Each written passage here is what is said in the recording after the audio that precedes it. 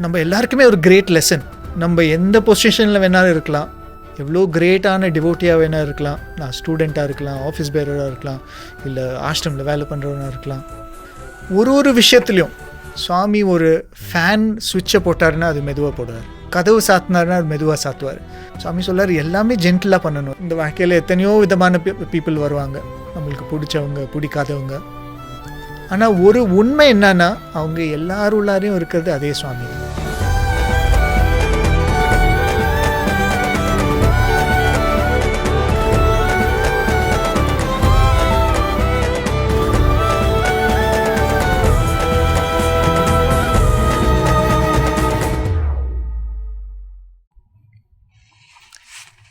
ஓம் ஸ்ரீ சாய்ராம். பகவானோட பொற்பாத கமலங்களுக்கு என்னோட அனந்த கோட்டி நமஸ்காரம். நான் சுவாமி கிட்ட பிரார்த்தனை பண்ணிக்கிறேன். சுவாமி நம்ம எல்லாருக்கும் அந்த அண்டர்ஸ்டாண்டிங்கை கொடுக்கணும். யார் பேசினாலும் பேசுகிறது சுவாமி தான், நம்ம மூலமாக கேட்குறதும் சுவாமி தான். ஸ்ரீ சத்யசாய் தமிழ் நேயர்களுக்கு என்னோட அன்பு கலந்த சாய்ராம். இந்த சாயின் மகா வாக்கியம் ப்ரோக்ராமில் மறுபடியும் உங்களை சந்திக்கிறதுல எனக்கு ரொம்ப சந்தோஷம். இன்றைக்கி நம்ம பார்க்க போகிற அந்த மகா வாக்கியம், சுவாமியோட மகா வாக்கியம், போன வாட்டி நம்ம பார்த்தோம். இந்த மகா வாக்கியம்ன்றதுக்கு ஒரு டெஃபினிஷன் என்ன, அதோட ஒரு எதை நம்ம மகா வாக்கியம் அப்படின்னு நம்ம கேட்டகரைஸ் பண்ணலாம், அது நம்மளோட அண்டர்ஸ்டாண்டிங்காக தான். இன்றைக்கி நம்ம பேச போகிற டாபிக் அதுக்கு ஒரு சரியான எக்ஸாம்பிள்னே சொல்லலாம். நம்ம எல்லாருக்குமே தெரிஞ்ச ஒரு புராணிக் கேரக்டர், நம்மளோட சனாதன தர்மத்தில் நிறைய பேசப்பட்ட ஒரு கிரேட் மகரிஷி, வியாசமுனி அப்படின்னு சொல்கிறோம். வியாசர் தான் நம்மளுக்கு மகாபாரத்தை கொடுத்துருக்காரு. ஆனால் அதுக்கு முன்னாடி அவருக்கு வேத வியாசர் அப்படின்ற ஒரு பேர் இருக்குது. வேத வியாசர் எதுக்காகன்னா, வேதத்தை ரிக் சாமா யஜுர் அப்படின்னு கேட்டகரைஸ் பண்ணி கொடுத்தவர் அவர் தான். நம்ம குரு பூர்ணிமா செலிப்ரேஷன்ஸ் ஜூலை ஆகஸ்டில் புட்டபர்த்தியில் ரொம்பவே கிராண்டாக செலிப்ரேட் பண்ணுவோம். சுவாமி சொல்லுவார், அந்த குரு பூர்ணிமா ஆக்சுவலாக வியாச பூர்ணிமா, வியாசரோட கான்ட்ரிபியூஷனை செலிப்ரேட் பண்ணுறதுக்காக நம்ம அப்சர்வ் பண்ணுற ஒரு இம்பார்ட்டண்ட்டான ஃபெஸ்டிவல் அது. இந்த வியாசர் நான் சொன்ன மாதிரி வேதத்தை நம்மளுக்கு கேட்டகரைஸ் பண்ணி கொடுத்துருக்கார். வேதம், அதுக்கப்புறம் வர உபனிஷத்ஸ். ஆனால் இந்த உபனிஷத்ஸில் சொல்கிற கருத்தெல்லாம் ஆர்டினரி பீப்புளுக்கு ரீச் ஆகுமா அப்படின்னு அவர் யோசிச்சதில், இந்த ட்ரூத் எல்லாம் நம்ம கதை மூலமாக சொன்னோன்னா maybe that will reach better அப்படின்றதுக்காக புராணங்களை எழுதுகிறாரு. எத்தனை புராணங்கள்னால் 18 புராணங்கள். அதில் தான் பாகவதம், நிறைய ஸ்கந்த புராணம் அப்படின்னு 18 புராணங்கள் எழுதுகிறாரு. இந்த 18 புராணங்கள் எழுதின வியாசர் இதில் சொல்கிற எல்லாத்தையும் நான் ஒரே வார்த்தையில் சொல்லணும், ஒரே வாக்கியத்தில் சொல்லணும்னா, ஒரு ரொம்ப ப்ரொஃபவுண்டான ஒரு சம்ஸ்கிருதத்தில் ஒரு ஸ்லோகம் இருக்குது. சுவாமி டிஸ்கோர்ஸஸ்லாம் சொல்லுவார், அஷ்டாதச புராணேஷு வியாசஸ்ய வச்சனம் துவயம் பரோபகார புண்ணியாய பாப்பாய பரப்பீடனம். வியாசர் சொல்கிறாரு, நான் இந்த 18 புராணங்களில் சொல்லது எல்லாத்தையும் நான் உங்களுக்கு ஒரே வாக்கியத்தில் சொல்லணுன்னா, இல்லை 2 ஸ்டேட்மெண்ட்ஸில் சொல்லணுன்னா, பரோபகார புண்ணியாய, மற்றவங்களுக்கு உதவி செய்யறது புண்ணியம், பாப்பாய பரப்பீடனம், மற்றவங்களை புண்படுத்துறது புண்ணியம் இல்லை, பாப்பம் அப்படின்னு சொல்கிறாரு. சுவாமி எப்பெல்லாம் டிஸ்கோர்ஸஸில் இந்த ஸ்லோகத்தை பற்றி பேசுகிறாரோ அப்போ சொல்கிறாரு, இதையே தான் நானும் சொல்கிறேன் உங்கள் எல்லாருக்கும், ஹெல்ப் எவர் ஹர்ட் நெவர் அப்படின்னு. சுவாமி சொல்கிற வாக்கியங்களில் ரொம்ப ஃபேமஸான ஒரு வாக்கியம் தான் இந்த ஹெல்ப் எவர் ஹர்ட் நெவர். எப்பொழுதும் எல்லாருக்கும் உதவி செய், யாரையும் புண்படுத்தாத. இது எதனால் இது இவ்வளோ இம்பார்ட்டண்ட்டான ஒரு மகா வாக்கியம்ன்றது தான் இன்றைக்கி நம்ம பார்க்குறதுக்கு ட்ரை பண்ண போகிறோம். சுவாமியோட அனுகிரகத்தை will seek Swami's blessings, and Swami தான் நம்மளுக்கு இந்த கிளாரிட்டியை கொடுக்கணும். எப்போ நம்ம இந்த 2 ஸ்டேட்மெண்ட்டை பற்றி பேசுகிறோமோ, நான் வந்து இன்றைக்கு ஹெல்ப் எவரோட ஹர்ட் நெவரை ஜாஸ்தியாக பற்றி பேச போகிறேன். நீங்கள் கேட்கலாம், சுவாமி ஹெல்ப் எவர் சொல்லிவிட்டு அதுக்கப்புறம் தானே ஹர்ட் நெவர் சொன்னார், எதுக்காக ஹர்ட் நெவருக்கு அவ்வளோ இம்பார்ட்டன்ஸ் கொடுக்கணும் அப்படின்னு. ஒரு 2-3 ரீசன்ஸ் இருக்குது. ஒன் ஆஃப் த ரீசன்ஸ் சுவாமி டிஸ்கோர்ஸஸில் அப்பப்போ சொல்லுவார், இந்த கலியுகத்தில் நீ ஹெல்ப் பண்ணலன்னா கூட பரவாயில்ல, ஆனால் யாரையும் ஹர்ட் பண்ணாமல் இரு, அதுவே போதும் அப்படின்வார். அவ்வளோ இம்பார்ட்டண்ட்டான ஒரு குவாலிட்டி. மற்றவங்க யாரையும் புண்படுத்தக்கூடாது, மற்றவங்க யாரும் நம்மளால் எந்த விதமான ஒரு ஹர்ட்டும் ஃபீல் பண்ணக்கூடாது. இன்னொரு விஷயம் சாமி ரொம்ப பியூட்டிஃபுல்லாக சொல்கிறாரு. நம்ம ஸ்பிரிச்சுவாலிட்டி அப்படின்னு பார்த்தோன்னா, ஆன்மீகம் அப்படின்னு பார்த்தோன்னா, இதை வந்து ஒரு ஃபார்மர், ஒரு விவசாயி நிலத்தை எப்படி ப்ரிப்பேர் பண்ணுறானோ அதை மாதிரி தான் நம்ம ஹிருதயத்தை ப்ரிப்பேர் பண்ணுறோம் அப்படின்னு சுவாமி சொல்கிறார். இதில் 2 வகையான ஆக்ஷன்ஸ் இருக்குது. சுவாமி சொல்கிறாரு, வித்வம்சக மார்க்கம், விதாயக மார்க்கம் அப்படின்னு. வித்வம்சக மார்க்கம்னா எப்படி ஒரு விவசாயியோ இல்லை ஒரு தோட்டக்காரனோ நம்மளுக்கு வேண்டிய செடியை அங்கே பிளான்ட் பண்ணுறதுக்கு முன்னாடி தேவையில்லாத செடியெல்லாம் பிடுங்கி போடணும். நம்ம இங்கிலீஷில் வீடிங் அப்படின்னு சொல்லுவோம், களையை எடுத்து போடுறது அப்படின்னு சொல்லுவாங்க தமிழில், இல்லையா? ஸோ நம்மளுக்கு தேவையான அந்த செடியை வளர்க்குறதுக்கு முன்னாடி, இல்லாட்டி நம்ம நெல் வளர்க்குறோன்னா அது வளர்க்குறதுக்கு முன்னாடி இல்லாத இந்த களைகள்லாம் எடுத்து போடணும். வித்வம்சக மார்க்கம்னா அந்த தேவையில்லாத செடியெல்லாம் பிடுங்கி போடுறது தான் வித்வம்சக மார்க்கம். விதாயக மார்க்கம்னா நம்மளுக்கு தேவையான அந்த விதையை போடுறது. ஸோ சுவாமி சொல்கிறாரு, ஃபஸ்ட்டு அந்த வித்வம்சக மார்க்கமை நம்ம கடைபிடிக்கணும். இந்த ஹெல்ப் எவர் ஹர்ட் நெவர் அப்படின்னு பார்த்தோன்னா, ஹர்ட் நெவர் அப்படின்னு சொல்கிறது தான் வித்வம்சக மார்க்கம், ஹெல்ப் எவர்ன்றது தான் விதாயக மார்க்கம். அப்படின்னா நம்ம மனசில் இருக்க அந்த ஹேட்ரடை பிடுங்கி போடுறது தான் நம்ம பண்ண வேண்டிய ஃபஸ்ட் டாஸ்க். அதுக்கப்புறம் தான் நம்ம பண்ணுற குட் ஆக்ஷன்ஸ், நல்ல பணிகள் இல்லை நல்ல ஒழுக்கங்கள், அதெல்லாம் நம்ம போடுற விதைகள் மாதிரி. ஸோ ஃபஸ்ட்டு நம்ம இல்லாததை எடுத்து போடணும். எதுக்காக இது இம்பார்ட்டண்ட் அப்படின்னா, நம்ம கார்டனிங் அப்படியே பார்த்தோம்னாலே எதுக்காக அந்த வீட்ஸ் எல்லாம் எடுத்து போடுறோம்? நம்ம போடுற அதே தண்ணி, இந்த நிலத்தில் இருக்க போஷாக்கு இல்லை சன்லைட், இது எல்லாத்துக்குமே இந்த தேவையில்லாத செடி கூட கம்பீட் பண்ணும், இல்லையா? நம்ம தண்ணி ஊற்றணுன்னா தண்ணிக்கு தெரியாது எந்த செடி நம்மளுக்கு வேணும், எந்த செடி நம்மளுக்கு வேணும்னு தண்ணிக்கு தெரியாது. ஸோ இந்த மாதிரி செடிகள்லாம் இருந்ததுன்னா நம்ம கொடுக்குற அந்த போஷாக்கை இந்த செடிகள்லாம் எடுத்துக்கும். ஸோ அதே மாதிரி சுவாமி சொல்கிறாரு, நம்ம தேவையில்லாத இந்த குவாலிட்டிஸ் எல்லாம் நம்ம மனசுலேருந்து எடுக்கலைன்னா, நம்ம எவ்வளோலாம் நல்லது பண்ணாலும், எவ்வளோ தான் நம்ம ஸ்பிரிச்சுவலாக ப்ரோக்ரெஸ் ஆனாலும், we all run this danger. இந்த மாதிரி குவாலிட்டிஸும் நம்மளோட சேர்ந்தே எப்படி வளரும். அது ஸ்பிரிச்சுவல் பாத்தில் ப்ரோக்ரெஸ் ஆக ஆக இட் பிகம்ஸ் மோர் டேஞ்சரஸ். இந்த மாதிரி குவாலிட்டிஸை நம்ம மனசுலேயே வச்சுக்கிறது. நான் வந்து ஒரு ஃபியூ இயர்ஸ்க்கு முன்னாடி ஒரு ஸ்டூடெண்ட் கிட்டே பேசிகிட்டு இருந்தேன். எங்களோட ஒரு ஓல்ட் ஸ்டூடெண்ட், எனக்கு கொஞ்சம் சீனியர். அவர் சுவாமியோட காலேஜிலலாம் படிச்சுட்டு அவர் போய் ஆர்மியில் போய் வேலை செஞ்சார். ஆர்மியோ இல்லை ஏர்ஃபோர்ஸோ இப்போ சரியாக தெரியல. One of the armed forces, நம்ம இந்தியன் டிஃபென்ஸில் போய் வேலை செஞ்சார். அவர் ஒரு ரொம்ப சுவாரஸ்யமான ஒரு விஷயம் ஒன்று சொன்னார். ஆர்மியில் வேலை செய்கிறவங்களும் இந்த கன் எடுத்து எப்படி ஷூட் பண்ணுறதுன்னு ட்ரெயின் பண்ணிப்பாங்க. நம்ம டெரரிஸ்ட் அப்படின்னு சொல்கிறோம் இல்லையா, அந்த மாதிரி இருக்கவங்களும் அதே ட்ரைனிங் எடுத்துப்பாங்க இல்லையா. இந்த தீவிரவாதி அப்படின்னு சொல்கிறோம் இல்லையா, தீவிரவாதிகளும் எப்படி அந்த கன்னை யூஸ் பண்ணுறது, எந்த துப்பாக்கி எப்படி யூஸ் பண்ணுறது அப்படின்னு கற்றுப்பாங்க. ஆர்மியில் இருக்கவங்களும் அது மாதிரி கற்றுப்பாங்க. ஒரு ரொம்ப இன்ட்ரெஸ்டிங்கான ஒரு விஷயம் சொன்னார். இந்த தீவிரவாதி கூட்டத்தில் ஜாயின் பண்ணுறவங்கெல்லாம் 16 வயசு 17 வயசு 18 வயசு பசங்கள்லாம் இருப்பாங்க.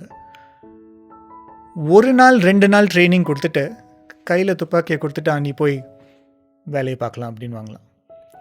இதே ஆர்மியில் இருக்கவனுக்கு எத்தனையோ மாதம் ட்ரைனிங் ஆனதுக்கப்புறம் தான் ஃபஸ்ட்டு டைம் கையில் துப்பாக்கியை கொடுப்பாங்களாம்.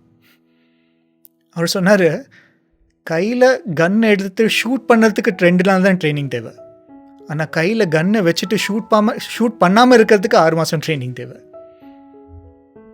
ஸோ இந்த குவாலிட்டிஸ் எல்லாம் நம்ம பார்த்தோன்னா சுவாமி சொல்கிறாரு, நம்ம இந்த ஆன்மீகத்தில் வளர வளர நம்மளோட சங்கல்பங்களுக்கு ரொம்ப ரொம்ப கிரேட் பவர் வரும். நம்ம நினச்சாலே அது நடக்கிறதுக்கான வாய்ப்பு இருக்குது. நம்ம ஏதாவது சொன்னோன்னா அது அப்படியே பழிக்கிறதுக்கான வாய்ப்பு இருக்குது. அப்படி இருக்கும்போது நம்ம இந்த ஆன்மீகத்தில் வளர வளர we should become more careful of what we think, what we speak, what we do. அதனால தான் இந்த வித்வம்சக மார்க்கமில் ஹர்ட் நெவர், இந்த ஹேட்ரட் அப்படின்னு சொல்கிறோம் இல்லையா, மற்றவங்கள பிடிக்காமல் இருக்கிறது, மற்றவங்கள எந்த விதத்துலையாவது புண்படுத்தணும்னு நினைக்கிறது, இதெல்லாம் நம்ம மனசில் அடியோடு எடுத்துடணும் அப்படின்னு சுவாமி சொல்கிறார். அதனால தான் ஹெல்ப் எவர் ஹர்ட் நெவரில் hurt never is actually the first step. இன்னொரு விஷயம் சுவாமி சொல்கிறாரு, இது நம்ம இன்னொரு நாள் கூட பேசலாம். சுவாமி இந்த ஆன்மீகத்தில் நம்ம சுவாமி கிட்ட வந்ததுக்கப்புறம் ஒரு 4 ஸ்டேஜ் ப்ராசஸ் இருக்குது அப்படின்னு சுவாமி சொல்கிறார். நம்ம ஃபஸ்ட்டு சுவாமி கிட்ட வந்தபோது நம்ம வாழ்க்கையில் ஏதாவது ஒரு அதிசயம் நடக்கலாம், சுவாமி ஏதாவது மிரக்கிள் பர்ஃபார்ம் பண்ணலாம், இல்லாட்டி ஃபஸ்ட்டு நம்ம சுவாமி பார்த்தோன்னா சுவாமி அப்படியே நம்மளை அட்ராக்ட் பண்ணுறாரு இல்லையா, அந்த ஸ்டேஜை தான் சுவாமி சொல்கிறாரு சமத்கார் அப்படின்னு சொல்கிறார். ஸோ நான் உன்னை அட்ராக்ட் பண்ணதுக்கப்புறம் நீ அந்த செகண்ட் ஸ்டேஜுக்கு போகணும். சுவாமி சொல்கிறாரு அதுதான் சன்ஸ்கார், நம்ம உள்ளார ட்ரான்ஸ்ஃபர்மேஷன் ஸ்டார்ட் ஆகணும் அப்படின்னு சுவாமி சொல்கிறார். நம்ம இது வரைக்கும் வாழ்ந்த வாழ்க்கை இனிமேல் வாழப்போகிற வாழ்க்கையோட டிஃப்ரெண்ட்டாக இருக்கணும் இல்லையா, அந்த சேஞ்ச் வரணும், அந்த ட்ரான்ஸ்ஃபர்மேஷன் வரணும்னு சுவாமி சொல்கிறாரு. அதுதான் சன்ஸ்கார், அந்த ரிஃபைன்மெண்ட் தான் சன்ஸ்கார். அதுக்கப்புறம் வர்றது தான் பரோபகார், மற்றவங்களுக்கு உதவியாக இருக்கிற அந்த ஸ்டேஜ், ஈவென்ச்சுவலி லீடிங் டு சாக்ஷாத்கார். பரோபகார் அப்படின்னா நம்ம பேசுகிற ஹெல்ப் எவர், சன்ஸ்கார் தான் சுவாமி சொல்கிற ஹர்ட் நெவர். ஸோ இந்த ஹர்ட் நெவர்ன்றது, நம்ம ஹர்ட் அப்படின்னு சொன்னோன்னா மற்றவங்களை எப்படியாவது ஹர்ட் பண்ணுறது இல்லை புண்படுத்துறது அப்படின்னா, அதுக்கு முன்னாடி வர்றது தான் இந்த ஹேட்ரட்ன்ற ஒரு எமோஷன் இல்லையா, வெறுப்புன்ற ஒரு எமோஷன். வெறுப்பு எதனால கூட வரலாம், மற்றவங்க யாராவது பார்த்து நம்ம ரொம்ப ஜெலஸ் ஆகிறோம், அதனால அந்த ஹேட்ரட் வரலாம், இல்லாட்டி ஏதாவது நம்ம மற்றவங்க சொன்ன ஏதாவது விஷயத்தை கேட்டிருப்போம் அவங்கள பற்றி, அதனால ஹேட்ரட் வரலாம். என்ன இருந்தாலும் இந்த ஹேட்ரடை நம்ம முடிஞ்ச வரைக்கும் நம்ம மனசுலேருந்து எடுக்கணும். அதுதான் இந்த வித்வம்சக மார்க்கம். இப்போ நம்ம ஹர்ட் நெவர் அப்படின்னு சொன்னோன்னா சுவாமி ஒரு டிஸ்கோஸில் ரொம்ப அழகாக சொல்கிறாரு. நான் ஹர்ட் நெவர் அப்படின்னு சொன்னால் நீங்கள் சொல்லலாம், சுவாமி நான் யாரையுமே அடிக்கிறது இல்லை சுவாமி, நான் யாரையுமே என்னோடய கையால் எந்த விதத்துலையும் காயப்படுத்துறதில்லை சுவாமி அப்படின்னு. சுவாமி சொல்கிறாரு ஹர்ட்டிங்னா அது மட்டும் இல்லை, நம்ம முடிஞ்ச வரைக்கும் நம்ம சொசைட்டியில் இப்போ பார்த்தோன்னா அது கவர்மெண்ட்டே it takes care of that. நம்ம கையால் யாரையும் அடிக்க முடியாது, அடித்தா there are consequences for that. So ஓரளவுக்கு நம்ம எல்லாமே அந்த லெவலில் ஒரு மெச்சூரிட்டியில் இருக்கும் இல்லையா, கையால் நம்ம யாரையும் அடிக்க மாட்டோம். ஹோப்ஃபுல்லி வி ஆர் ஆல் தேர். இந்த அட்வைஸ் கூட கொடுக்கணும்னு இருக்கக்கூடாது. அட்லீஸ்ட் சுவாமிஸ் ஃபோல்டில் இருக்கவங்க நம்மளால் ஃபிசிக்கலாக யாருக்கும் எந்த விதமான ஒரு ஹர்ட்டும் வரக்கூடாது. ஃபிசிக்கலி ஹர்ட் பண்ணலனா கூட சுவாமி சொல்கிறாரு நம்ம ஃபிசிக்கல் எக்ஸிஸ்டன்ஸ் முடிஞ்ச வரைக்கும் யாருக்கும் எந்த விதத்துலையும், நான் யாருக்கும் சொன்னேன்னா வெறும் ஹியூமன்ஸ் இல்லை, even animals, plants and inanimate objects, வாழ்க்கையே இல்லாத அந்த பொருள்கள் கூட சுவாமி சொல்கிறாரு நீ கேர்ஃபுல்லாக ஹேண்டில் பண்ணணும் அப்படின்னு. இதுக்கு சுவாமியோட பெட்டர் எக்ஸாம்பிள் இல்லவே இல்லை. ஏன்னா நாங்கள் சுவாமி முன்னாடி ஸ்டூடெண்ட்ஸை பார்க்கும்போது ஒரு விஷயத்துலையும் சுவாமி ஒரு ஃபேன் சுவிட்சை போட்டாருன்னா அது மெதுவாக போடுவார், கதவு சாத்தினார்னா அது மெதுவாக சாத்துவார், தண்ணி குடிச்சிட்டு இந்த டேபிள் மேலே வச்சாருன்னா சத்தமே வராமல் வைப்பார்.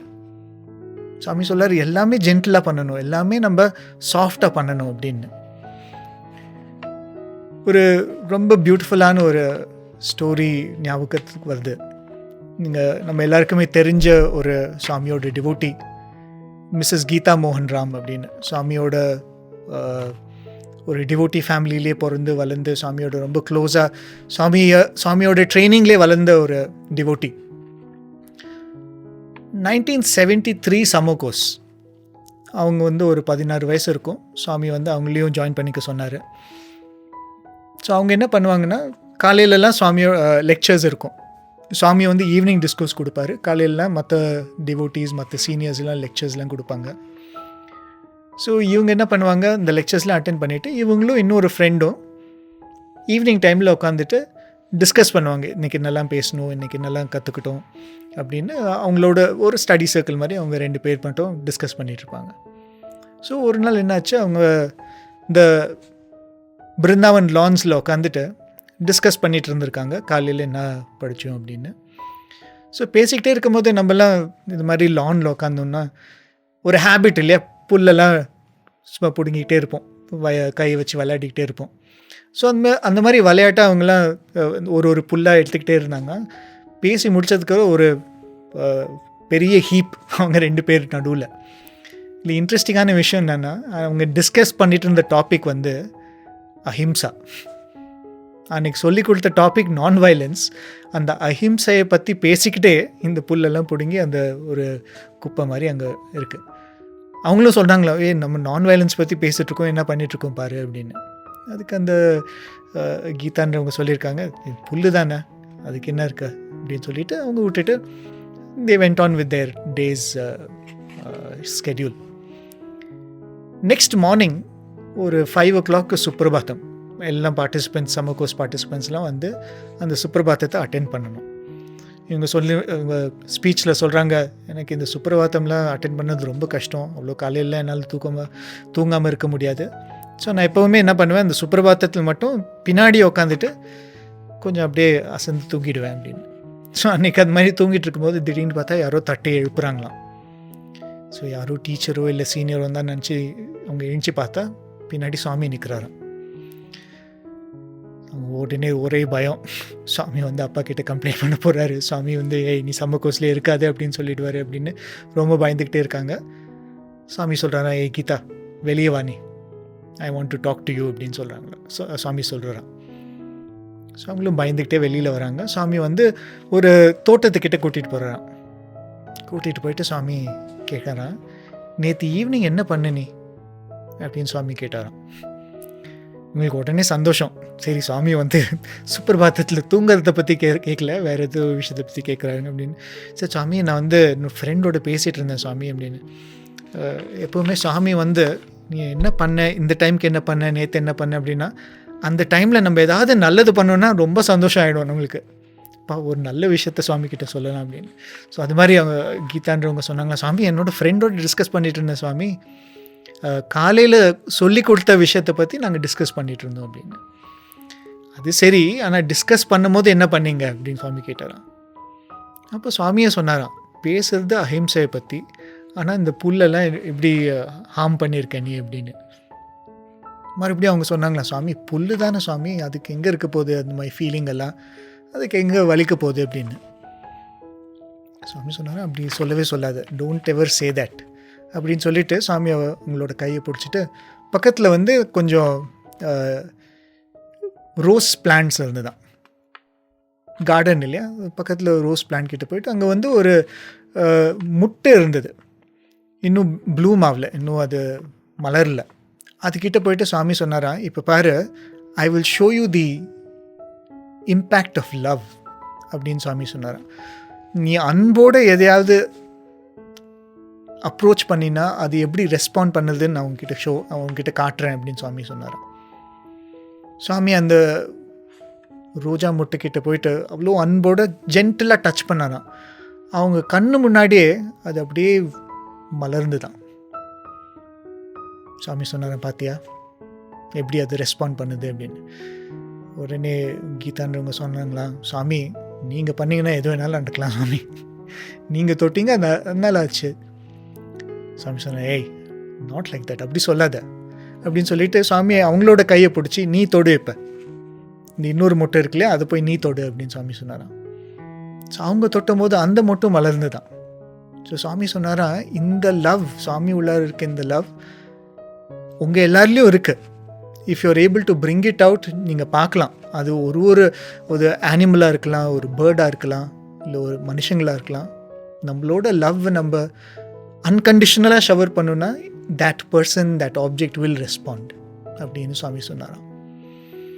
ஸோ இந்த ஹர்ட் நெவர் அப்படின்னு சுவாமி சொல்கிறது அது ஒரு மென்டல் ஆட்டிடியூட் இல்லையா, ஒரு ஆக்ஷன் அப்படின்னு பார்க்குறதோட இது ஒரு மென்டல் ஆட்டிடியூட், ஒரு மனப்பக்குவமாக நம்ம பார்க்கணும். சுவாமி சில டிஸ்கோஸில் ஒரு ரொம்ப இம்பார்ட்டண்ட்டான ஒரு விஷயத்தை பற்றி பேசுவார். இது ஒரு கான்செப்ட் மனுஸ்மிருதியில் சொல்கிற ஒரு விஷயம். இந்த சொசைட்டியில் நம்ம வாழணும்னா நம்ம 5 விதமான யக்ஞங்களை பண்ணணும் அப்படின்னு சுவாமி சொல்லுவார். மனுஸ்மிருதியில் சொல்கிறது சுவாமி வந்து நம்மளுக்கு டிஸ்கோஸில் சொல்லியிருக்காரு. பித்ரு யக்ஞம், பூத யக்ஞம், ரிஷி யக்ஞம் அப்படின்னு. அது டீட்டெயில்ஸாக சொல்லலை. எதுக்காக அந்த யக்ஞம் எல்லாம் சொசைட்டியில் வாழ எல்லாரும் பண்ணணும் அப்படின்னு சுவாமி சொல்கிறாருன்னா, சுவாமி சொல்கிறாரு நம்ம நார்மலாக வாழ்ந்தோனாலே, காலையில் எழுந்திரிக்கிறோம், பல் விளக்குறோம், குளிக்கிறோம், we go about our work, நம்ம சாப்பிட்றோம், எதுவுமே எக்ஸ்ட்ராடினரியாக பண்ணாமல் நார்மல் லைஃப்பை லீட் பண்ணாலே எத்தனையோ ஜீவராசிகளுக்கு நம்மளால் தீங்கு வருது அப்படின்னு சுவாமி சொல்கிறாராம். இது நம்மளாலே பார்க்க முடியும் இல்லையா? இப்போ சிட்டிஸ்லலாம் இவ்வளோ பில்டிங் வளர்ந்ததுனால எத்தனையோ ட்ரீஸ் இல்லாமல் போகுது. அதனால் பறவைகள்லாம் எவ்வளோ கஷ்டப்படுதுன்னு நம்ம பார்க்குறோம். குரங்குகள்லாம் எவ்வளோ கஷ்டப்படுதுன்னு பார்க்குறோம். அது மாதிரி எத்தனையோ பூச்சி, புழு, இது எல்லாமே நம்ம ஹியூமன் ஆக்டிவிட்டினால் கஷ்டப்படுற ஜீவராசிகளுக்கு கவுண்ட்லெஸ். ஸோ சுவாமி சொல்கிறாரு நம்ம எதுவுமே பண்ணலைன்னா கூட we keep harming people, we keep harming creatures around us. So முடிஞ்ச வரைக்கும் கேன் we consciously avoid, நம்மளால் இன்னொருத்தருக்கு இல்லை இன்னொரு ஜென்மத்துக்கு தீங்கு வரக்கூடாது அப்படின்றத ஒரு மென்டல் ஆட்டிடியூடாகவே நம்ம டெவலப் பண்ணணுன்றதுக்காக தான் சுவாமி இவ்வளோ இம்பார்ட்டண்ட்டாக ஹர்ட் நெவர். சுவாமி சொல்கிறாரு எதுவுமே பண்ணலன்னா கூட பரவாயில்ல, ensure that you don't hurt anybody. Not only in actions, சுவாமி சொல்கிறாரு in thought, word and deed. Sweet speech சுவாமிக்கு ரொம்ப ரொம்ப பிடிச்ச ஒரு டாபிக்னே சொல்லலாம். எவ்வளவோ சுவாமி பேசியிருக்காரு. இன்னும் நிறைய மகா வாக்கியங்கள் இதெல்லாம் வரப்போகுது, நம்ம அதை பற்றி டீட்டெயில்டாக பேசலாம். சுவாமி சொல்கிறாரு you may not be always be in a position to oblige. எப்போவுமே எல்லாருக்கும் வேண்டியதை பண்ண முடியாது நம்மளால். ஆனால் நம்மளால் எப்போவுமே நல்லா பேச முடியும் இல்லையா? அன்போடு பேச முடியும். ஸோ அந்த topic will take it up later. But இது எவ்வளோ இம்பார்ட்டன்ட் சுவாமிக்குன்னா அது எக்ஸ்பிளைன் பண்ணுறதே கஷ்டம். ஒரு ரொம்பவே ஒரு விசித்திரமான ஒரு விஷயம்னு சொல்லலாம், ஒரு டீப்பான ஒரு எக்ஸ்பீரியன்ஸ்ன்னு சொல்லலாம். சுவாமியோட டிவோட்டி ஒருத்தர் 1960s 70s சுவாமி கிட்ட வந்திருக்காரு. அவர் வந்து ஒரு பெரிய போஸ்டில் இருந்திருக்காரு கவர்மெண்ட்டில், தாசில்தாராவோ என்னமோ இருந்திருக்காரு. அந்த காலத்தில் தாசில்தார்னு ரொம்ப ரொம்ப பெரிய ஒரு போஸ்ட். ஸோ அப்படி ஒரு பெரிய போஸ்டில் இருந்து எவ்வளவோ சம்பாதிச்சு அதுக்கப்புறம் சாமியோட வந்து புட்டபர்த்தியில் வந்து செட்டில் ஆகிறாரு. ஸோ சாமி வந்து அவரை கேன்டீனை பார்த்துக்க சொல்லி அவருக்கு டியூட்டி கொடுக்குறாரு. ஸோ எத்தனையோ வருஷமாக அவர் கேன்டீனில் சர்வீஸ் பண்ணியிருக்காரு. அவருக்கு வந்து சாமி ஒரு ஆப்பர்ச்சுனிட்டி கொடுத்தாரு, ஒரு சான்ஸ் கொடுத்தாரு. ரொம்ப ரேர். எப்படின்னா சுவாமி தூங்க போகும்போது இவர் வந்து சுவாமியோட ரூமில் போய் சுவாமிக்கு பாத சேவை பண்ணுவார். எத்தனை டிவோட்டிஸ் இருக்கும், எத்தனை பேருக்கு இந்த சான்ஸ் சுவாமி கொடுத்துருக்கா. அவ்வளோ கிரேட் டிவோட்டி அவர், டவுட்டே இல்லை இல்லையா? அவர் வந்து எத்தனையோ வருஷம் சுவாமி கிட்ட சர்வீஸ் பண்ணார். அதுக்கப்புறம் திடீர்னு அவருக்கு ஒரு விதமான ஒரு தோலில் ஒரு நோய் வந்திருக்கு. இந்த தோய் வியாதி வந்ததுனால நிறையா சோர்ஸ், அந்த சோர்ஸ் எல்லாம் எப்போவுமே பஸ் ஃபார்ம் ஆகி கெட்ட வாடை எப்போவுமே அடிக்கும். ஒரு கட்டத்தில் என்னாச்சுன்னா அவர்கிட்ட கூட யாராலையும் போக முடியல. அது மாதிரி ஒரு சுச்சுவேஷனில் இருந்திருக்கார் அவர். யாராலையுமே அவருக்கு போய் சேவை பண்ண முடியல. அவர் தனியாக ரூமில் இருந்திருக்காரு. சாப்பாடெலாம் யாரோ போய் கொடுப்பாங்க, ஆனால் பக்கத்தில் இருந்து சேவை பண்ணுறதுக்கு யாருமே இல்லை. ஸோ ரொம்ப மனசு கஷ்டப்பட்டு என்னடா இப்படி ஆயிடுச்சு, இப்படி நம்ம ஏன் இவ்வளோ சஃபர் பண்ணுறோம் அப்படின்னு அவருக்குள்ளாரே நினச்சிட்டு இருப்பாராம். ஸோ ஒரு நாள் என்னாச்சு, சுவாமி அவரை பார்க்குறதுக்காக சுவாமி அவரோட ரூமுக்கு போயிருக்காரு. படியேறி சுவாமி அவரோட ரூமுக்கு போய் யாருமே அவர் பக்கத்தில் உட்கார முடியாத அந்த நிலையில் இருக்கார். ஆனால் சுவாமி போய் அவரோட பெட் மேலே உட்காந்து அவர்கிட்ட அன்போடு பேசுகிறாரு. அப்போ அந்த டிவோட்டி சுவாமியை பார்த்து கேட்குறாரு, சுவாமி இத்தனை வருஷம் உங்களுக்கு சேவை பண்ணினேன், எவ்வளோ நல்லது பண்ணியிருக்கேன், நான் ஏன் இது மாதிரி கஷ்டப்படுறேன், எதுக்கு எனக்கு இவ்வளோ சஃபரிங், உங்களை நம்பி தானே வந்திருக்கேன், உங்களுக்கு தானே சேவை பண்ணேன் அப்படின்னு.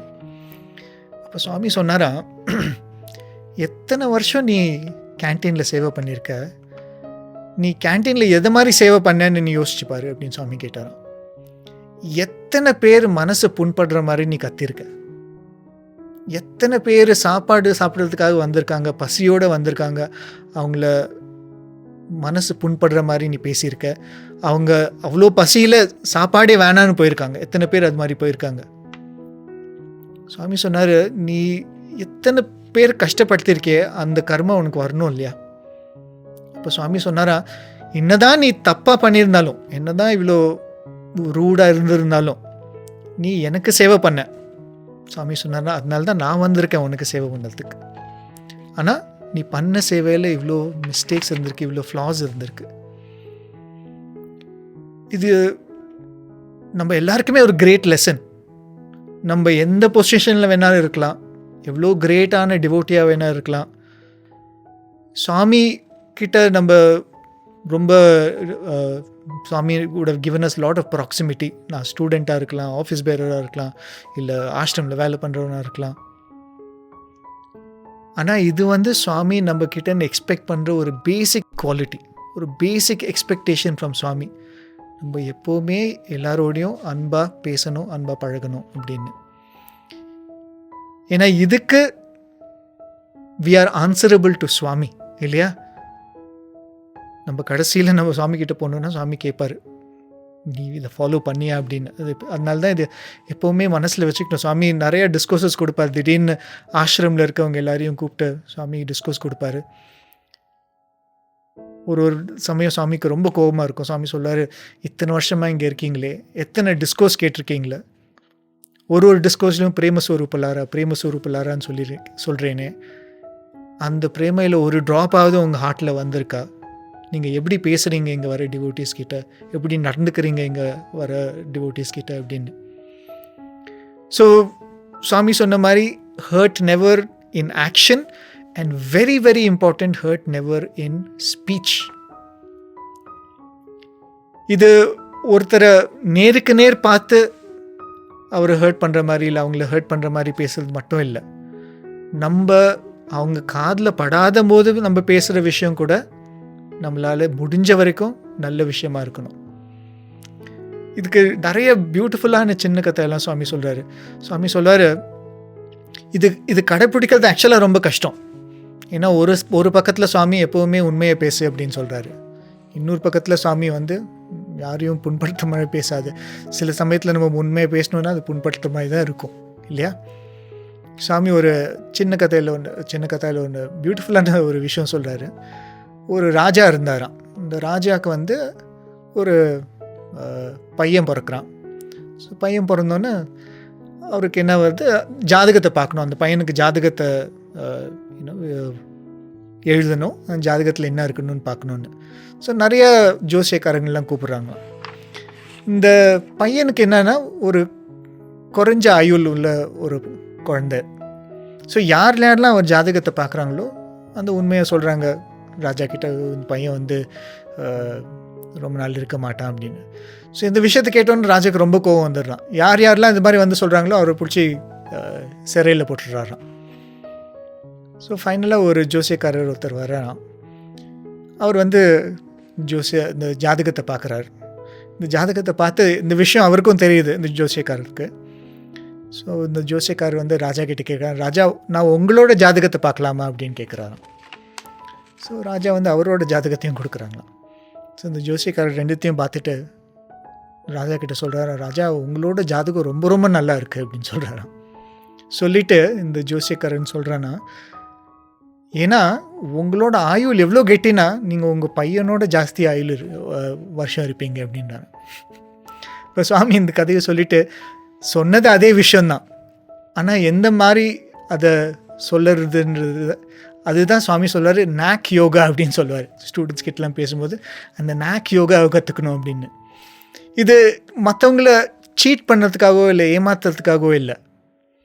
நான் சொன்ன மாதிரி அந்த மனப்பக்குவம், நான் யாரையும் என்னோட வார்த்தையால், என்னோட காரியங்களால், என்னோட தாட்ஸ்னால் ஹர்ட் பண்ணக்கூடாதுன்ற அந்த மனப்பக்குவம் இருந்தாலே நம்ம ஆட்டோமேட்டிக்காக அந்த டிப்ளமசி எல்லாம் வந்துடும் இல்லையா ஸ்பீச்சில். அதுதான் சுவாமி சொல்கிறாரு. இன்னொரு கதை புராணங்களில் இருக்க கதை சுவாமி சொல்லுவார். விஸ்வாமித்திரருக்கும் வசிஷ்டருக்கும் இருக்க அந்த ரைவல்ரி பற்றி உங்கள் எல்லாருக்கும் தெரிஞ்சிருக்கலாம். விஸ்வாமித்திரர் வந்து கௌஷிக ராஜாவாக இருந்திருக்கார். கௌஷிகா அப்படின்ற ஒரு ராஜா. அதுக்கப்புறம் அவர் வந்து எல்லாத்தையும் ரினவுன்ஸ் பண்ணிவிட்டு ராஜா, நானும் ஒரு பிரம்ம ரிஷி, வசிஷ்டர் மாதிரி நானும் ஒரு பிரம்ம ரிஷி ஆகணும் அப்படின்னு ட்ரை பண்ணுறாரு. அவர் ராஜ ரிஷி ஆகிறாரு. அதுக்கு அவருக்கு சந்தோஷம் இல்லை, நானும் பிரம்ம ரிஷியாக தான் ஆகணும் அப்படின்னு சொல்லிட்டு அவருக்கு என்னென்னா எப்போவுமே மனசில் இந்த வசிஷ்டர்னால தான் என்னால் ராஜ ரிஷிலேருந்து பிரம்ம ரிஷி போஸ்ட்டுக்கு போக முடியல அப்படின்னு நினச்சிட்ருக்காரு. ஸோ ஒரு நாள் என்ன ஆகுதுன்னா, ரொம்ப ஃப்ரஸ்ட்ரேட் ஆகிட்டு விஸ்வாமித்திரன் நினைக்கிறாரு, நான் போய் இந்த வசிஷ்டரை போய் நான் கதையை முடிச்சுட்டு போகிறேன் அப்படின்னு டிசைட் பண்ணுறாராம். ஸோ சுவாமி சொல்கிறாரு, ஸோ வசிஷ்டர் போகிறாரு. ஒரு ராத்திரி நேரத்தில் விஸ்வாமித்திரர் போகிறாரு. ராத்திரி நேரத்தில் வசிஷ்டரும் அருந்ததியும் அவங்களோட மனைவியும் உட்காந்து பேசிகிட்டு இருக்காங்களாம். அன்றைக்கி வந்து பௌர்ணமி நாள். ஸோ அவங்க நிலாவை பார்த்துட்டு இந்த நிலா எவ்வளோ அழகாக இருக்குது, எவ்வளோ வெளிச்சமாக இருக்குது அப்படின்னு பேசிகிட்டு இருக்காங்க. பின்னாடி வந்து விஸ்வாமித்திரர் நிற்கிறாரு. ஸோ அப்போ வசிஷ்டர் சொல்கிறாராம், இந்த நிலாவை பாரு எவ்வளோ அழகாக இருக்குது, விஸ்வாமித்திரரோட தபஸ் மாதிரி இது ஷைன் ஆகுது அப்படின்னு அவர் சொன்னாராம். விஸ்வாமித்திரர் பண்ண தபஸ் எவ்வளோ எஃபல்ஜெண்ட்டாக இருக்கோ, எவ்வளோ பிரகாசமாக இருக்கோ, அது மாதிரி இந்த நிலா இருக்குது அப்படின்னு சொல்கிறாராம். இந்த வார்த்தையை கேட்டோன்னே விஸ்வாமித்திரன் மனசே மாறிடலாம். இவரை போய் நம்ம தப்பாக நினச்சோமே, இவரை போய் என்னை பிடிக்காது அப்படின்னு நினைக்கிறாருன்னு நினச்சோமே அப்படின்னு சொல்லிட்டு சுவாமி சொல்கிறான், இது பாரு, அந்த ஒரு வார்த்தை தான் யாரை பற்றியாவது நம்ம பேசும்போது நம்ம எவ்வளோதான் கஷ்டம் இருக்கலாம், நம்ம மன கஷ்டம் இருக்கலாம் அந்த அந்த அவரை பற்றி, ஆனால் ஏதாவது ஒரு நல்ல விஷயம் பேசுகிறதுக்கு நம்ம ட்ரை பண்ணணும். யாரை பற்றி பேசினாலும் அவங்க இருக்காங்களோ இல்லையோ. ஸோ இந்த மாதிரி ஹேபிட்ஸை தான் சுவாமி சொல்கிறாரு நம்ம டெவலப் பண்ணிக்கணும் அப்படின்னு. சில பேர் நினைக்கலாம், suppose to be a spiritual talk, ஆன்மீகத்தை பற்றி பேசுவாங்கன்னு நினச்சேன், இந்த ஸ்கூல் பசங்களுக்கு சொல்கிற மாதிரி யாரையும் புண்படுத்தாத, அன்போடு பேசு அப்படின்னு சொல்கிறோம் அப்படின்னு. இது எவ்வளோ ஒரு ஸ்பிரிச்சுவாலிட்டிக்கு இம்பார்ட்டண்டான குவாலிட்டின்னு நம்மளுக்கு I don't think we acknowledge that. நம்மளுக்கு புரிய மாட்டேங்குது. ஏன்னா இதுதான் பேசிஸ். இது வித்வம்சக மார்க்கம் அப்படின்னு சுவாமி சொன்னார்னா இதுதான் பேசிஸ். இது பண்ணாமல் நம்ம எவ்வளோ தான் தபஸ் பண்ணாலும் அதுக்கு வேல்யூவே இல்லை. சரி, வார்த்தையால் நம்ம ஹர்ட் பண்ணாமல் இருக்கலாம், நம்மளோட ஆக்ஷன்ஸால் யாரையும் ஹர்ட் பண்ணாமல் இருக்கலாம். ஆனால் சுவாமி சொல்கிறாரு, உன்னோட தாட்ஸால் கூட யாரையும் ஹர்ட் பண்ணக்கூடாது அப்படின்னு. அது கொஞ்சம் கஷ்டம் இல்லையா? ஏன்னா நம்ம மோஸ்ட் ஆஃபன் நம்மளோட தாட்ஸ் அப்படின்னு சொன்னோன்னா நம்ம மனசில் வர்றது நம்ம கண்ட்ரோல்லே இல்லை, அதான் வருது இல்லையா? ஒரு ஓல்ட் ஸ்டூடெண்ட் சொன்ன ஒரு எக்ஸ்பீரியன்ஸ் ஒன்று ஞாபகத்து வருது. ரொம்ப டிஃப்ரெண்ட்டான எக்ஸ்பீரியன்ஸ். இந்த ஓல்ட் ஸ்டூடெண்ட் யாருன்னா, நம்ம ராஜ்மாதா அப்படின்னு சொல்கிறோம் இல்லையா, ராஜ்மாதா ஆஃப் ஜாம்நகர், சுவாமியோட ஒரு ரொம்ப கிரேட் டிவோட்டி. அவங்களோட பேரை வந்து சுவாமியோட ஸ்கூல்லையும் காலேஜ்லையும் படிச்சுட்டு இருந்தார். அப்போ இந்த ராஜ்மாதாவுக்கு ஒரு அசிஸ்டண்ட் ஒருத்தர் இருந்திருக்காரு. ஒரு பேர் கிஷோர். அசிஸ்டண்ட், ராயல் ஃபேமிலியில் அசிஸ்டண்ட்னா அவர் நீங்கள் யோசிச்சு பார்த்துக்கலாம், மேனேஜர், ரொம்ப ரொம்ப இன்ஃப்ளூயன்ஷியல் பர்சன், எல்லாரோட ஃபெய்த்தையும் வின் பண்ண ஒரு பர்சன் அவர். ஆனால் இந்த கான்ஃபிடென்ஸை அவர் மிஸ்யூஸ் பண்ணியிருக்கார். எத்தனையோ கோடிகளை அவர் வந்து ஸ்விண்டில் பண்ணியிருக்கார் அவங்களோட ஃபேமிலியிலேருந்து. இதுக்காக ஃபேமிலிக்குள்ளார நிறைய கன்ஃபியூஷன் க்ரியேட் பண்ணி, அந்த கன்ஃபியூஷன் யூஸ் பண்ணி, அந்த crores ஆஃப் ருபீஸ் எதுக்காகனா அவங்க ரன் பண்ணுற ட்ரஸ்ட்டு, அவங்களுக்கு சேரிட்டி பண்ணுறதுக்காக வச்சுருந்த எத்தனையோ crores ருபீஸை இவர் வந்து எடுத்திருக்காரு. ஸோ இது அவங்களுக்குலாம் தெரிய வந்திருக்கு எத்தனையோ வருஷத்துக்கு அப்புறம். அதுக்கப்புறம் they took ஆக்ஷன்லாம், but nothing could be done. போன காசு தான். சுவாமி கூட தெரியுமா இந்த விஷயத்தை பற்றி? சுவாமி வந்து அவங்க கிஷோர் இல்லை, கீச்சோர் அப்படின்னு சொல்லி சுவாமி சொல்லுவாராம். கீச்சோர்னா சாவியை திருடுறவன் அப்படின்னு. ஸோ சுவாமியை கேட்பாராம் அப்பப்போ, அந்த கீச்சோர் என்னாச்சு, அந்த விஷயம் என்னாச்சு அப்படின்னு. ஸோ ஒரு நாள் என்ன ஆகுது, இந்த ராஜ்மாதாவோட பேரன் கோபால் அப்படின்னு அவரோட பேர் மந்திரில் உட்காந்துட்ருக்காரு. அவருக்கு ரொம்ப கோவம். எப்படி இது மாதிரி ஒருத்தர் நம்ம குடும்பத்தில் பண்ணலாம், இவ்வளோ பண்ணதுக்கப்புறம் எதுவுமே நம்ம ஆக்ஷன் எடுக்காமல் அவனை விட்டுடுறோமே அப்படின்னு அந்த கோவம் வந்து எத்தனையோ மாதம் தாண்டி கூட அந்த கோவம் போகலையா அவருக்கு. ஸோ ஒரு நாள் மந்திரில் உட்காந்துட்டு அவர் சொன்னாராம், என்னால் எதுவும் பண்ண முடியாது, நான் சுவாமியோட ஸ்டூடெண்ட்டாக இருக்கேன், வீட்டுக்கும் போக முடியாது. நான் என்னோட மனசில் நான் நினைக்கிறேன், நான் வந்து அவன் என் முன்னாடி நின்றுன்னு இருந்தானா நான் என்ன பண்ணுவேனோ அதை நான் என் மனசில் பண்ண போகிறேன் அப்படின்னு நினச்சிட்டு இருந்தாராம். ஸோ அவர் கண்ணை மூடிட்டு அவர் வந்து பாக்ஸிங் ட்ரைனிங்லாம் எடுத்துகிட்டு இருந்தார் அதுக்கு முன்னாடி, சாமியோட ஸ்டூடெண்ட் ஆகிறதுக்கு முன்னாடி. ஸோ அந்த கிஷோர் முன்னாடி நிற்கிறாரு, இவர் லெஃப்ட் அண்ட் ரைட் பாக்ஸ் பண்ணுறாரு. எங்கே நினைக்கிறாரு, இது சுவாமியோட மந்திரில் உட்காந்துட்டு போர்ட்டிக்கோவில் உட்காந்துட்டு மனசார இந்த சீன் அவர் மைண்டில் போயிட்டுருக்கு. இந்த கிஷோரை போட்டு அடின்னு அடிக்கிற மாதிரி. ஒரு ஃபியூ மினிட்ஸ்க்கு அப்புறம் திடீர்னு சுவாமியோட இன்டர்வியூ ரூம் டோர் ஓப்பன் ஆகி சுவாமி வந்து, ஹே கோபால் என்ன பண்ணுற நீ அப்படின்னு கேட்குறாரு சுவாமி. அவர் சொன்னார், சுவாமி எதுவும் பண்ணல சுவாமி, இங்கே தான் உட்காந்துட்ருக்கேன். சுவாமி சொன்னார், உள்ளார வா நீ இன்டர்வியூக்கு வா அப்படின்னு. சுவாமி உள்ளார வந்ததுக்கப்புறம் சுவாமி மறுபடியும் கேட்டாரா, என்ன பண்ணிட்டு இருந்த நீ? சுவாமி எதுவும் இல்லையே அப்படின்னு. இப்போ சுவாமி கேட்டாராம், அந்த கிஷோரை பற்றி தானே நினச்சிட்ருக்கேன், அந்த கீச்சோரை பற்றி தானே நினச்சிட்ருக்கேன் அப்படின்னு சுவாமி கேட்டாராம். சுவாமி அந்த பேரை சொன்னோன்னே அந்த கோவம் வந்து அப்படியே பொங்கிட்டு வந்து, சுவாமி அந்த ஆள் என்னெல்லாம் பண்ணியிருக்கான், நீங்களும் எதுவும் பண்ணலை, போலீஸ்க்கும் எதுவும் கம்ப்ளைண்ட் பண்ணலை அப்படின்னு சொல்லிட்டு, சுவாமி என்னால் தாங்கவே முடியல சுவாமி, எனக்கு ரொம்ப கோவமாக வருது அப்படின்னு சொல்லிவிட்டு சுவாமி கிட்ட சொன்னார், நீங்கள் எதுவுமே ஆக்ஷன் எடுக்கலையே சுவாமி. சுவாமி சொன்னார், நீ எப்படி சொல்லலாம், நான் ஆக்ஷன் எடுத்திருக்கேனே, நீ கொலை பண்ணுறதுக்கு இருந்த நான் ஒன்று நிறுத்திருக்கேனே அப்படின்னு சுவாமி சொன்னாராம். பையன் சொன்னானா, சுவாமி நான் எங்கே போய் கொலைலாம் பண்ண போகிறேன், நான் மனசில் தான் நினச்சிட்டு இருந்தேன் அப்படின்னு. இப்போ சுவாமி சொன்னாரா, கவர்மெண்ட்டுக்கு தான் நீ போய் ஏதாவது கையால் ஏதாவது பண்ணினா தான் கவர்மெண்ட் ஒன்று பிடிக்கும், ஆனால் ஆத்தியாத்மிகத்தில் அது மாதிரி இல்லை, மனசால் நினச்சாலே அது கர்மா தான் அப்படின்னு சுவாமி சொன்னாராம். அது சொல்லிட்டு சுவாமி சொன்னாரா, நம்ம ரொம்ப ரொம்ப டீப் தாட்ஸ் எப்படின்னா, நம்ம ஏதாவது அது மாதிரி நினச்சோன்னா அதுக்கு கான்சிக்வன்ஸ் 7 times வரும் அப்படின்னு சுவாமி சொன்னாராம். அப்போ நீ நினச்சி பாரு, நீ அங்கே உட்காந்துட்டு 3 வாட்டி அவனை கொலை பண்ணுற மாதிரி நீ நினச்சிருக்க, 21 times மர்டருக்கான கான்சிக்வன்ஸ் உனக்கு வரப்போகுது அப்படின்னு. அந்த பையன் சொன்னாரா, சுவாமி இதெல்லாம் நாட் ஃபேர் சுவாமி அப்படின்னு, எதுவும் பண்ண முடியாது அவனை, இது மாதிரி நினச்சிட்டு அட்லீஸ்ட் திஸ் வே அந்த ஃப்ரஸ்ட்ரேஷனாவது நான் போக்க ட்ரை பண்ணுறேன், நீங்கள் என்னென்ன இப்படி சொல்கிறீங்க அப்படின்னு. ஸோ சுவாமி சொன்னார், இல்லை நீ வந்து மன்னிச்சிடணும், யார் என்ன இது பண்ணாலும் நீ ட்ரை பண்ணணும், அவங்கள மன்னிக்கிறதுக்கு நீ ட்ரை பண்ணணும் அப்படின்னு சுவாமி சொன்னாராம். இந்த பையன் சொன்னாலும், சுவாமி மன்னிக்கிறதுலாம் முடியவே முடியாது சுவாமின்னு. அதுக்கப்புறம் சுவாமி சொன்னாரா, சரி உன்னால் மன்னிக்க முடியலல்ல, சரி உனக்கு ஒரு ஃபியூ மினிட்ஸ் கொடுக்குறேன், நீ கண்ணை மூடிட்டு கண்டினியூ பண்ணு அப்படின்னு சுவாமி சொன்னாராம். இந்த கதை இன்னும் முடியல, I will come back to the story. இந்த மன்னிக்கிறதுன்றது சுவாமிக்கு எவ்வளோ இம்பார்ட்டண்ட், சுவாமிக்கு எவ்வளோ பிடிச்ச ஒரு விஷயம் அப்படின்றதுக்கு ஒரு எக்ஸாம்பிள் ஒன்று சொல்கிறேன். நம்மளோட அனில்குமார் சார் இப்போ தான் கொஞ்ச நாள் முன்னாடி காலமானார். அவருக்கு நடந்த ஒரு விஷயம், அவர் வந்து பிருந்தாவன் கேம்பஸில் டைரக்டராக இருந்திருக்கார், பிரின்சிபலாக இருந்திருக்கார்.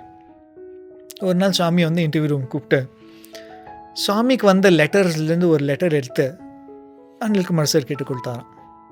கொடுத்துட்டு என்ன எழுதியிருக்கேன்னு படி அப்படின்னா, திறந்து பார்த்தா பிருந்தாவன் காலேஜில் ஒர்க் பண்ணுற ஒரு lecturer, one of the junior lecturers, பிரின்சிபலை பற்றி கம்ப்ளைண்ட் லெட்டர் எழுதியிருக்காரு அனில்குமார் சாரை பற்றி. சுவாமி இது மாதிரி பண்ணுறாரு, இதெல்லாம் பண்ணுறாரு, டிசிப்ளின் இல்லை, அது இல்லை, என்ன எழுதியிருக்காருன்னு தெரியல, ஆனால் ஃபுல்லாக கம்ப்ளைண்ட். அந்த கம்ப்ளைண்ட்டை எழுதுகிற ஃப்ளோவில் நிறைய உண்மை இல்லாத விஷயம்லாம் கூட எழுதியிருக்காரு. ஸோ அனில்குமார் சார் அந்த லெட்டரை படிச்சுட்டு, சுவாமி உங்களுக்கு தெரியும் சுவாமி, நான் என்ன பண்ணியிருக்கேன் என்ன பண்ணலன்னு உங்களுக்கு தெரியும், நான் எதுவும் சொல்கிறதுக்கு இல்லை சுவாமி அப்படின்னு. சுவாமி கேட்டாரான், நான் என்ன பண்ணணும் அப்படின்னு சுவாமி கேட்டாரான். ஸோ அனில்குமார் சார் சொன்னாரா, சுவாமி உங்களோட ஒரு லெக்சரர் உங்களுக்கு ஒரு கம்ப்ளைண்ட் லெட்டர் எழுதியிருக்காரு, நீங்கள் என்ன ஆக்ஷன் எடுத்தாலும் நான் வந்து மனப்பூர்வமாக நான் ஏற்றுக்கிறேன் சுவாமி, நான் எதுவும் சொல்ல மாட்டேன் அப்படின்னு. சுவாமி சொன்னானா, இல்லை ஆக்ஷன் ஒன் மேலே இல்லை, இந்த லெட்டரை எழுதினவ மேலே நான் என்ன ஆக்ஷன் எடுக்கணும் அப்படின்னு சுவாமி கேட்டார். What action to you want me to take against this lecturer அப்படின்னு சுவாமி கேட்டார். அனில்குமார் சார் சுவாமியை பார்த்துட்டு, சுவாமி சின்ன பிள்ளைவாடு சுவாமி, சின்ன பையன் சுவாமி, ஏதோ அஜ்ஞானத்தில் எழுதியிருக்கான் சுவாமி, இதுதான் பெரிய மனசு பண்ணி மன்னிச்சிடணும், எனக்கு எந்த ஒரு கோபமோ மனஸ்தாபமோ இல்லை சுவாமி, ஏதோ தெரியாமல் எழுதியிருக்கான் சின்ன பையன், கற்றுப்பான் வளர வளர, சுவாமி வந்து மன்னிச்சிடணும் அப்படின்னு. இது சொன்னோன்னா சுவாமிக்கு அவ்வளோ சந்தோஷமாயிடுச்சான். சுவாமி அப்படியே எழுந்து அவரை கட்டிக்கிட்டாராம். சுவாமி சொன்னாராம், இப்படி தான் இருக்கணும், மனசில் எதுவுமே வச்சுக்கக்கூடாது, முடிஞ்ச வரைக்கும் எல்லாரையும் நம்ம மன்னிக்க ட்ரை பண்ணணும் அப்படின்னு. ஸோ இந்த விஷயத்தை தான் அந்த கோபால்ன்ற பையனுக்கு சுவாமி சொல்ல ட்ரை பண்ணுறாரு. ஆனால் அந்த பையனுக்கு அந்த மெச்சூரிட்டி இல்லை, அந்த கோவத்தில் இருக்கிறதுனால அவனால் அதை அக்செப்ட் பண்ணவும் முடியல. ஸோ சுவாமி சொல்கிறாரு, ஓகே கண்டினியூ பண்ணு, கண்ணை மூடிட்டு உன்னோட பாக்ஸிங்கை கண்டினியூ பண்ணு அப்படின்னு சுவாமி சொல்கிறான். இந்த பையனுக்கு ரொம்ப சந்தோஷம், அப்பா இப்போ லைசன்ஸ் சுவாமியை கொடுத்துட்டாரு, இதுக்கு மேலே என்ன வேணும் அப்படின்னு. ஸோ கண்ணை மூடிட்டு he is imagining that whole scene again, that கீச்சோர் is standing in front of him, இவர் போட்டு குத்துன்னு குத்துறாரு. ஸோ ஒரு ஃபியூ மினிட்ஸ்க்கு அப்புறம் இவரோட இமேஜினேஷன் வந்து ஒரு விஷன் மாதிரி மாறிட்டு வருது. அப்படின்னா இவர் மனசில் நினச்சிட்ருக்காரு ஒரு விஷயம், ஆனால் அந்த சீனே கொஞ்சம் அப்படியே மாறிட்டு வருது. என்ன மாதிரி மாறிடுச்சுன்னா, ஒரு மலை உச்சியில் நிற்கிற மாதிரி ஒரு சீன். இவங்க ரெண்டு பேரும் ஒருத்தருக்கு முன்னாடி ஒருத்தர் நிற்கிறாங்க, இவர் போட்டு குத்துன்னு குத்துறாரு. ஆனால் இந்த ஹோல் சீன் வந்து ஒரு மலை உச்சியில் நடக்கிற மாதிரி. ஸோ ஒரு பாயிண்டில் இவர் குத்தும்போது இந்த மலையிலேருந்து இந்த கிஷோர்ன்றவர் அப்படியே தவறி உழுறாரு. சரி கோபால் நினைக்கிறான், நல்லது தான், அப்படியே சாவுனி அப்படின்னு சொல்லிட்டு ஒரு குத்துறாரு. இந்த கிஷோர் உழுவுற டைமில் அப்படியே ஒரு ஃபியூ செகண்ட்ஸ், ஒரு ஃபியூ ஸ்டெப்ஸில் உழ போகிறாரு. திடீர்னு பார்த்தா அந்த கிஷோர் கையில் ஒரு அழகான ஒரு குழந்தை, இந்த விஷனில் பார்க்குறாரு, கையில் வந்து ஒரு அழகான ஒரு குழந்தை, பியூட்டிஃபுல்லான ஒரு ஃபேஸ், ஆனால் கண்ணில் ஒரே பயம். ஏன்னா இந்த கிஷோர் விழுந்தால் இந்த குழந்தையும் சேர்ந்து உழப்போவான். இந்த சீனை பார்த்துட்டு அவனுக்கு இந்த கோவம்லாம் தாண்டி, இவ்வளோ ஒரு அழகான குழந்தை உழப்போதே, நான் தள்ளி விட்டுட்டேனே, அந்த குழந்தை போய் சாவு போதே அப்படின்னு சொல்லிட்டு, எப்படியாவது அந்த குழந்தைய காப்பாற்றணும் அப்படின்னு சொல்லிட்டு இவர் ஓடுறாராம். இந்த விஷனில் போய் ஓடி அந்த குழந்தைய பிடிக்கணும். முன்னாடி போனால் ஹீ ரியலைசஸ் கிஷோரை பிடிக்காம இந்த குழந்தைய மட்டும் காப்பாற்ற முடியாது அப்படின்னு. அப்படின்னு நினச்சிட்டு சரி ரெண்டு பேரையும் காப்பாற்றலாம் அப்படின்னு சொல்லிட்டு ரெண்டு பேரையும் கட்டி கஷ்டப்பட்டு இழுத்து இந்த கிஷோரையும் அந்த கையில் இருக்க அந்த குழந்தையும் காப்பாற்றுறாங்க. அந்த சீன் வந்து இவர் மனசில் அப்படியே ஓடுதான். அதுக்கப்புறம் ஒரே காம். அவர் இந்த கிஷோரை பார்க்குறாரு, அந்த கிஷோரை பார்க்கும்போது அந்த கோவம் சுத்தமாக இல்லையா. அந்த குழந்தைய பார்க்குறாரு, அந்த குழந்தைய நான் காப்பாற்றிட்டேன்ற ஒரு சந்தோஷம் இருந்துதான். மனசே ஒரு மாதிரி காம் ஆயிடுச்சு. அதுக்கப்புறம் சுவாமி அந்த பையனை கூப்பிட்றாரு, கோபால் கண்ணை தர அப்படின்னு சுவாமி சொல்கிறார். பையன் கண்ணை திறந்துட்டு அப்புறம் சுவாமி கேட்டாராம், இப்போ கோவம் இருக்கா? பையன் யோசிச்சுட்டு சொல்கிறான், இல்லை சுவாமி கோவமே இல்லை. இப்போ அந்த கிஷோரை பற்றி நினச்சா உனக்கு அவனை ஏதாவது பண்ணணும்னு தோன்றுதா? இந்த பையன் யோசிச்சு பார்க்குறான், இல்லை சுவாமி அந்த மாதிரி எந்த நினைப்புமே இல்லை அப்படின்னு. அதுக்கப்புறம் சுவாமி சொல்கிறாராம், இது இந்த சுவாமியோட டெக்னிக், சுவாமி நம்ம எல்லாருக்கும் சொல்லி கொடுக்குற ஒரு டெக்னிக். ஏன்னா இந்த தாட்ஸ் கண்ட்ரோல் பண்ணுறது ரொம்ப கஷ்டம் இல்லையா? எஸ்பெஷலி நம்ம ஏதாவது ஒரு அன்கம்ஃபர்டபுள் எக்ஸ்பீரியன்ஸ் இருந்திருந்தா, ஒரு bad experience with some person இருந்திருந்தா, அவங்கள பற்றி கோவம் வர்றது, இல்லை அவங்கள பற்றி நினச்சாலே வெறுப்பு வர்றது, இல்லை அவங்க நல்லா இருக்கக்கூடாது அப்படின்னு நினைக்கிறதெல்லாம், இதெல்லாம் நம்ம எத்தனையோ வருஷம் எத்தனையோ ஜென்மமாக நம்ம கூட்டிகிட்டு வந்திருக்கோம் நம்மளோட வாசனை. இது உடனே போகணுன்னா போகாது. ஆனால் போகணுன்னு ஃபர்ஸ்ட் ஆஃப் ஆல் நம்ம நினைக்கணும். இது மாதிரி மற்றவங்களுக்கு தீங்கு நினைக்கிறதே தப்புன்னு first of all we should acknowledge இல்லையா? அதுதான் சுவாமி சொல்கிறாரு, that mental attitude is firstly important. So அந்த ஆட்டிடியூடுக்கு அப்புறம் இப்போ சுவாமி சொல்கிறாரு, what is the technique? So Swami சொன்னாரா, நீ அந்த சீனில் அந்த கிஷோரை போட்டு அடிக்கும் போது திடீர்னு அந்த குழந்தைய பார்த்தும் போது உனக்கு என்னாச்சு அப்படின்னு கேட்டான சுவாமி. சாமி ஐ ஃபெல்ட் இமென்ஸ் லவ். அந்த குழந்தை அவ்வளோ இன்னசென்ட்டான ஒரு குழந்தை பார்க்கும்போது எனக்கு பயமாயிடுச்சு, அந்த குழந்தையும் விழுந்துட போகுது அப்படின்னு. இப்போ சுவாமி சொன்னாரா, நம்ம ஒருத்தருக்கு there will be something, அதை நினச்சா நம்மளுக்கு அன்பை தவிர வேறு எதுவுமே மனசில் வராது. அது ஒரு சின்ன குழந்தையாக இருக்கலாம், ஒரு நாய்க்குட்டியாக இருக்கலாம், இல்லை ஒரு பூவாக இருக்கலாம். நம்ம யார் மேலேயாவது ரொம்ப ரொம்ப கோவம் வருதுன்னா சுவாமி சொன்னாரா, think of that which makes you bring out that love from within. எந்த விஷயத்தை பற்றி நினச்சா உனக்கு மனசில் ஸ்பான்டேனியஸாக அந்த அன்பு வருதோ அந்த விஷயத்தை பற்றி நினச்சி பாரு, அந்த விஷயத்தை இன்வோக் தேட் ஃபீலிங்.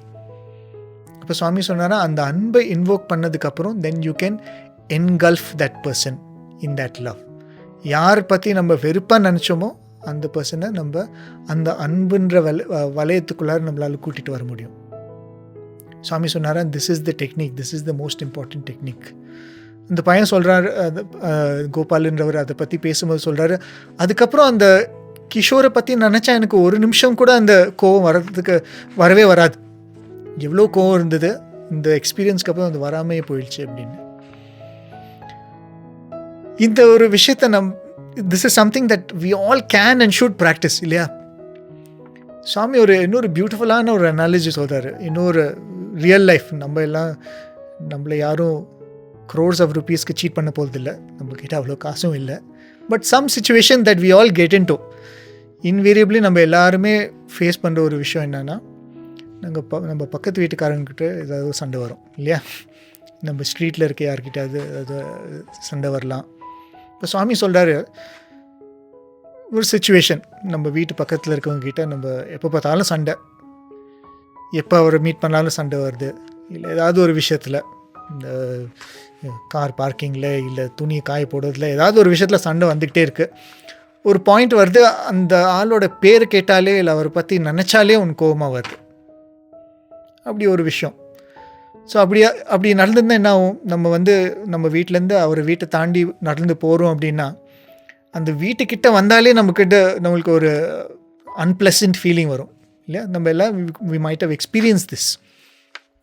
இப்போ சுவாமி சொல்கிறாரா, நீ நடந்து போயிட்டுருக்க, அந்த வீட்டுக்கிட்ட வரும்போது நான் தப்பி தவறி கூட அந்த பக்கம் பார்க்கக்கூடாது, அவனை பார்த்துடக்கூடாது, எனக்கு கோவம் வந்துடும், அப்படியே நடந்து போகிற.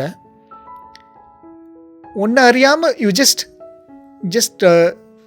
கிளான்ஸ் தட் சைட் இல்லையா? ஸோ நம்மளை அறியாமல் அந்த கண்ணு அந்த பக்கம் போகுது. சுவாமி சொல்கிறாரு, பை மிஸ்டேக் நீ பார்க்குற அந்த ஆளோட வீட்டுக்குள்ளார ஒரு சுவாமியோட ஒரு படம் இருக்குது. அந்த ஆள் பார்க்கக்கூடாதுன்னு நினைக்கிற, அந்த வீடை கூட பார்க்கக்கூடாதுன்னு நினைக்கிற, பை மிஸ்டேக் நீ பார்த்துடுற, அங்கே சுவாமியோட படம் பார்க்குற. சுவாமியோட படத்தை பார்த்ததுக்கப்புறம் கோபம் வருமா இல்லை அன்பு வருமா?